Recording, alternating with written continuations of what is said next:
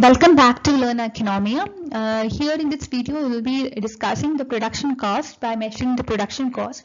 It's very important to understand that having discussed the production aspect, here we need to understand the long run cost and short run cost. In this particular video, we'll be discussing the short run cost in detail. The upcoming video will be covering the long run cost. Okay, so coming to the cost aspect, cost usually involves the cost of production. If you are coming into the short run aspect, we have two types of cost, that is fixed cost and variable cost. For the sake of simplicity, we are assuming that we do have only two costs, that is fixed and variable. Now coming to the total, all the cost in the short run, we have to understand the difference between total cost, average cost and marginal cost.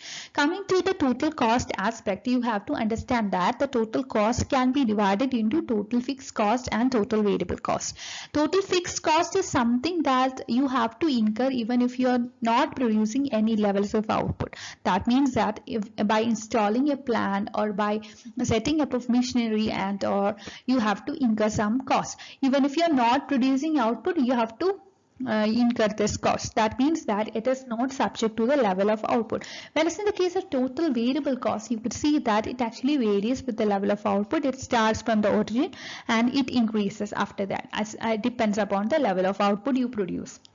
So as a result, you could see that the variable cost, total variable cost, initially it increases at a decreasing rate, then it increases at an increasing rate. Coming to average and marginal cost, you can in the figure you can see the average cost and marginal cost. As in the case of total cost, here also we could see that the average cost can be divided into average total cost and average fixed cost. So that is the average total cost. Okay.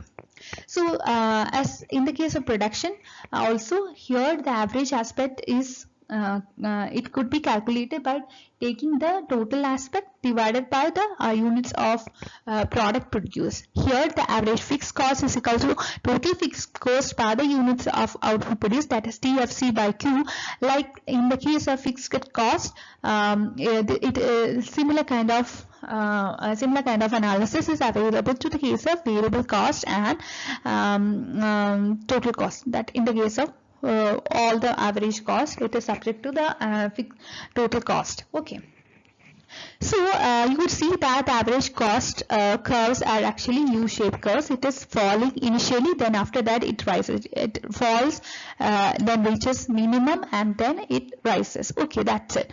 And as in the case of average cost, you can see the case of marginal cost as well. That is the addition made to the total cost as a result of an increased level of output or one more unit of production. That is MC, marginal cost. Okay, here the marginal cost cuts the average cost curve as its minimum. That is very important.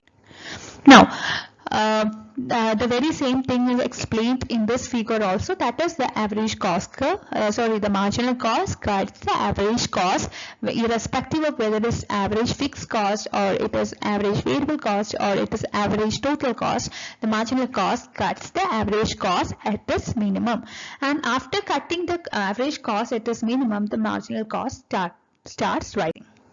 Now coming to the two properties of average and marginal cost curve. The first property is that AFC, that is average fixed cost, it declines continuously, then approaches both axes asymptotically, and then it can be considered to be a rectangular hyperbola. Okay, then coming to the average variable cost, what happens is that it first declines, then it reaches minimum where you could determine the Q2 level of output, and after that it rises. When average variable cost is at its minimum, marginal cost equals average variable cost. Now coming to the average total cost, this too initially declines, then it reaches minimum at point Q3, and that is the level of output it produces, and after that it rises. When ATC is at its minimum, MC equals ATC. Okay, then MC actually declines first, then reaches minimum at Q1, and after that it rises. MC equals both ABC and ATC when these curves are its minimum values. So that's all for today's video. Please like, share and subscribe this channel for more videos. Thank you for watching.